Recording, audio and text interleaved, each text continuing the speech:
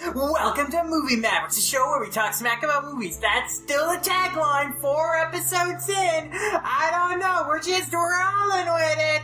I am your host, LumRanmaYasha, and this is my co-host, VLordGTZ. How you doing, VLord? I'm doing pretty good. Pretty good. And we also got 2 pretty good movies we're talking about today.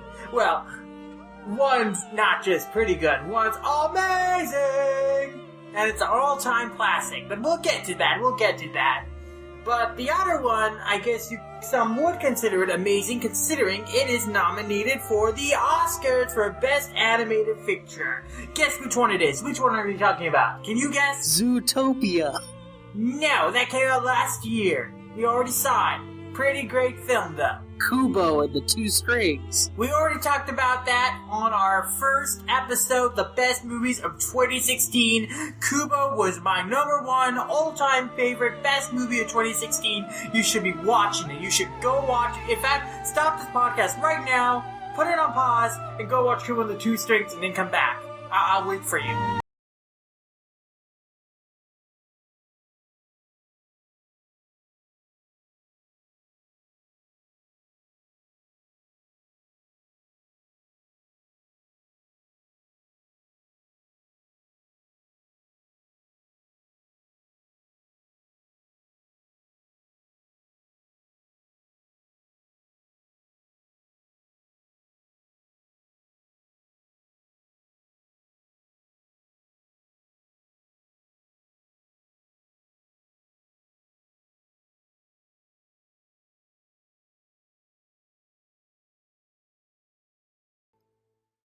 Did you do it? You good? Great. Resume the podcast.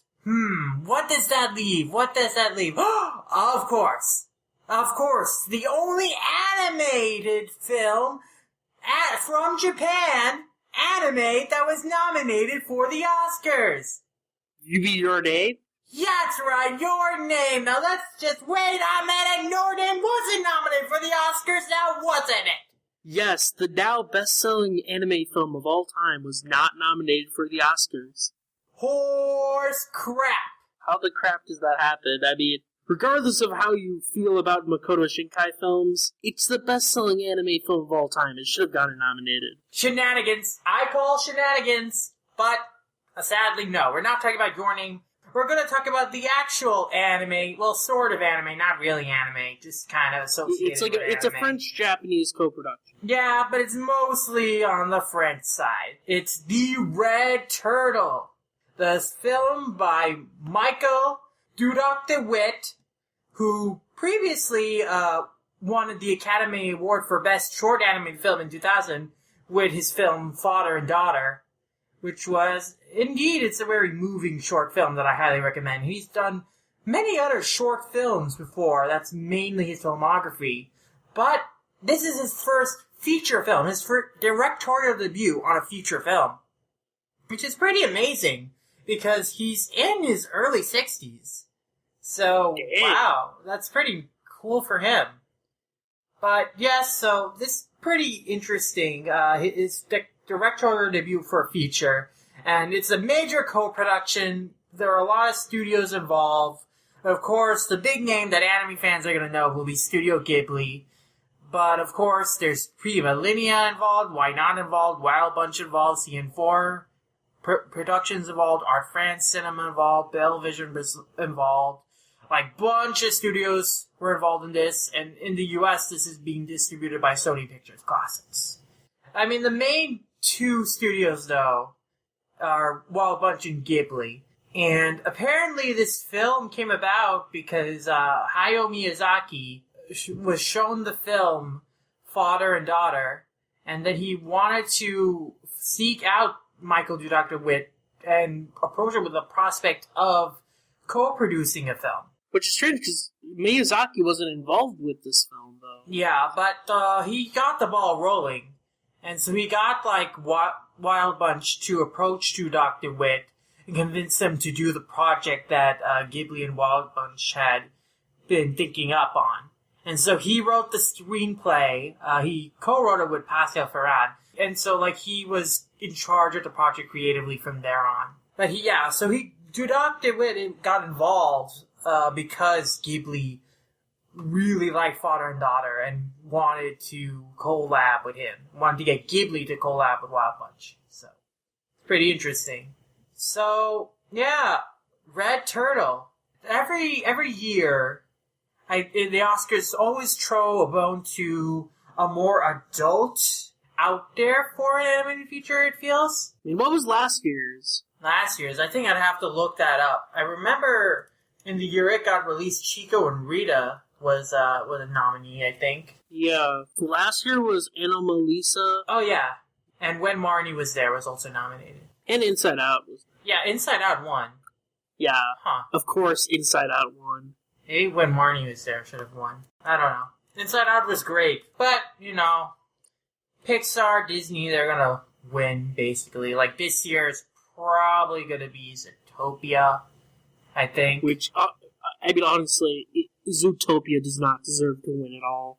Really? It really doesn't. I mean, yeah, Kubo and the Two Strings should win, and, some people are predicting that it could win because it has won some awards already in other film festivals and award shows, but Zootopia was a darn fine film. I wouldn't mind it winning. It's just that against Kubo. Like, not even Kubo, though. Like, all the 4 other films are way better than Zootopia. Even Moana? The one we haven't seen? Okay, except for Moana. Moana I'm not sure about, but I know the other 3 for sure are far better than Zootopia. So that's interesting. So, I'm guessing you really liked Red Turtle. Yes, I really enjoyed Red Turtle. I found it a very interesting film. Okay, so I think you've seen it more recently, because I saw Red Turtle a couple weeks back at this point, but you just saw it fresh a couple days ago. So why don't you lead off the discussion and kind of describe the plot of Red Turtle for us? Okay, so Red Turtle kind of starts off on an island, and there's a man who's been deserted on this island. And pretty much, one thing to note about this film is that for the most part it's silent. There's very little dialogue, and most of the dialogue that's there is just like them yelling. And so pretty much starts off with this man kind of like trying to figure out how to survive. He first searches for water, then he finds food through the trees, and then once he gets all these basic necessities, he then tries to find an escape plan from the island. So pretty much, it starts going through this kind of like, not necessarily montage, but the sequence of him building these rafts and trying to get off the island on these rafts. But whenever he tries to leave the island, the raft will suddenly be attacked by some mysterious thing and then collapse. He repeats this process a few times. But then after, I think the 3rd or 4th attempt, he notices this red turtle in the water. And pretty much he realizes that the turtle is the one destroying these rafts. And pretty much this, completely pisses him off. And when he notices the red turtle coming onto the shore, he goes up to the turtle, hits it with, a stick of bamboo, and then he tips it over so that it can't survive and it dies. It's pretty dark, yeah. Yeah, and this kind of traumatizes the guy, too, because he realized that he kind of killed this creature that was trying to survive on its own. And, you can see, this whole stuff about him trying to give this water to this dead turtle, and he's kind of, he's very much scarred by the experience. But after a while, a strange thing happens. The red turtle turns into a woman with red hair. And this woman kind of pretty much, it's supposed to represent, kind of the soul of the turtle of sorts. And pretty much, they befriend each other, the man and the woman who was once the red turtle. And they kind of grow a family. And then for the rest of the film, it's kind of them raising their son, kind of a coming-of-age thing of him leaving the nest. And then afterwards, it's them growing old together, and eventually, the man dies when he grows old from a natural death, and the woman in mourning kind of mourns his death, and then transforms back into the red turtle and goes off into the distance. So it was kind of an interesting film to me, because it was, early on it's kind of talking about the mix of survival. Then the middle section's more about kind of respecting life, and then the last part's kind of a coming of age and kind of the journey of life itself. Yeah, overall, I think the film can be best described as exploring the odd places that life will lead you to and the strange mysteries of life and the journey you take through it. And that it starts from one place and goes in a completely different direction and then ends up in a different direction. And you can't, really predict where it's going or, who you'll meet or what experiences you're going to have and, where the journey of your life will take you. But it's pretty interesting on that level. I would say that The Red Turtle is a very interesting film, and it's very visually playful, and I really appreciated that. Of course, being completely reliant on visuals because it is a dialogue-less film, it has to convey a lot of emotion and convey a lot of mood and set the tone just through the art and animation, and I think it does that very brilliantly, as well as creating these really nice and surreal dream sequences that kind of make you guess at the reality of, everything you're looking at. Is what's really happening really what's happening? Or is it just in this guy's mind? You never really get a real answer. I mean, you can kind of just assume that there is some magic involved and the Red Turtle really does turn into a woman and all that stuff, but, it does keep you guessing at, too, what is happening and, whether what you're seeing is really what's happening or, what's the deeper connection of all these various little things. I will say I didn't love the movie as much as I wanted to, just because during points of the film, there were times where I was just taken out of it due to either not being able to connect with what the characters were doing, or because I felt like I had understood what the film was going for, and I wanted something new, but it wasn't doing anything that I wasn't expecting it to do. The two things that I found issue with was just when the guy was beating on the turtle and he killed it, that kind of animal violence and cruelty kind of automatically makes you dislike him, and he does feel guilty about it and stuff. So yeah, for me, I kind of realized that this guy's legitimately traumatized by it. It was something he did in the heat of the moment, and then when he realizes what he did was wrong, he tries to go and give the turtle food and water, but it's already too late. Mm-hmm. And he's just left with this experience that's just pretty much just kind of traumatized him. Yeah, so it is handled very well, but in the moment, it immediately kind of turns you off if you're not into seeing this poor turtle get beat up with a bamboo and then struggling on its back and Yeah, at first it was really sad for the turtle. Poor turtle, it's on its back and it can't survive. Yeah. So yeah, I understand where you're coming from. Yeah, and then I don't understand how the romance between the man and the red turtle who becomes a woman really happens. It felt very quick to me. I didn't understand how the romance happens. Because I can understand, after some time, the red turtle forgives the guy, but, them falling in love, it just happened a little too fast for me, so I didn't quite click with that. I did find their son's story very interesting and very satisfying in terms of his growth. And, seeing him as a child, and then he kind of learns to be self-sufficient, and then you see him, really coming to his own when the storm happens, and he has to save both his mother and his father. And that's, a real coming-of-age woman, and then after that, he goes and sets off on his own.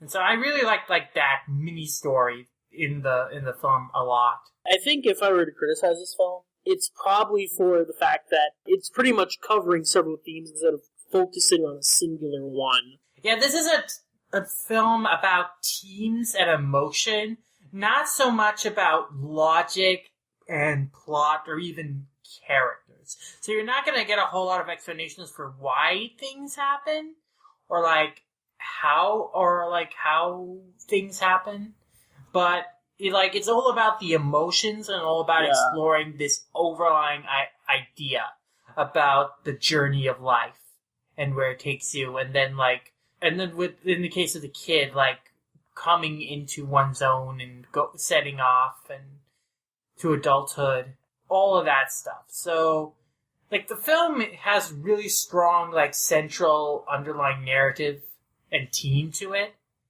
and I think I could really appreciate that. But there was definitely times watching the film that I did find my attention waning, and I felt myself questioning, like, what the film was trying to do, like, how the film was trying to approach its theme by the way some things happen that didn't quite click with me. I really enjoyed the son's narrative, but I feel like the exploration of, like, his connection to the fact that, like, his mother is part turtle, they could have gone a little further with that. I mean, he befriends a bunch of turtles and they basically become his companions, but maybe if he also could be switched between human and turtle, kind of like the kids in Wolf Children, how they could be human and wolf. Yeah, when they first introduced the kid, I thought, like, his whole thing was going to be that he could turn into the turtle. Right, and then in the end, he's going to have to choose whether he wants to live as a human or live as a turtle, which is, like, kind of the thing in Wolf Children. I mean, to be fair, he does pretty much choose to be a turtle. It's just that he is still human. I don't know. I don't think that's what he chooses to do. I think he just chooses off to explore the world.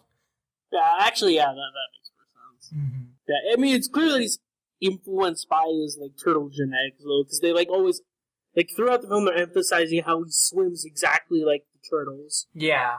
Like, even in the motion. Like, I think that, from an animation standpoint, I really like that they did those whole subtle touches that really kind of, like, drive home these, like, elements of the characters. I thought that was really well done. Is there anything else you wanted to talk about in regards to the Red Turtle? I mean, we didn't talk about our theater experience. Oh, we usually start off with that.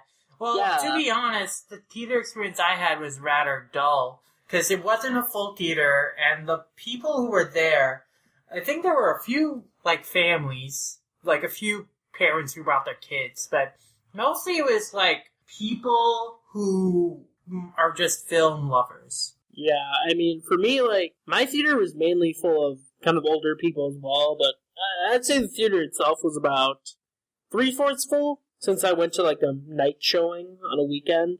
I think a lot more people came. Mm-hmm. Yeah, I saw mine in the mid-afternoon, so that could be partly the reason. Yeah, I mean, overall, like, it's one of those films where, like, there's not, like, a lot of audience engagement, so, like, it's hard to talk about the experience, I guess.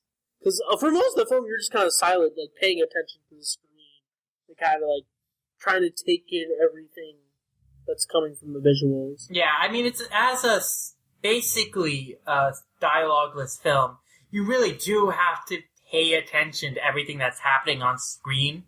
And especially since the film has so many surreal elements, you really need to, like, pay close attention to each image to really pick apart, like, what's happening.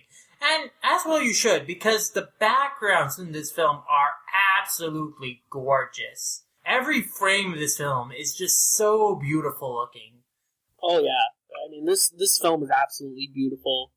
Of the Oscar-nominated animated films for this year, I'd say this one looks the prettiest, I guess, out of all of them.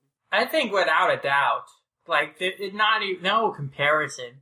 Like I love Kubo's visual style and everything, but Red Turtle is outstanding visually.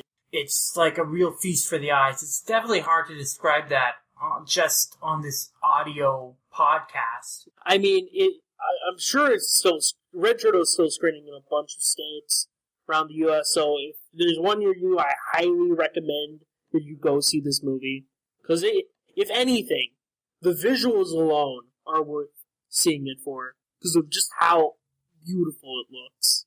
Most definitely. I do think it's a film worth seeing. Does it deserve to win the Oscar? I'm not quite sure yet. I mean... But does it deserve it more than Zootopia, Sid? See, I'm not sure, because I think I enjoyed Zootopia more. Really? Yeah. I mean, I like Zootopia a lot. It has a lot going for it. Like, it has a fantastic world, really great character animation, and it has a really cool theme for a Disney film that, no, it doesn't quite work if you actually try to apply it one-to-one to real life.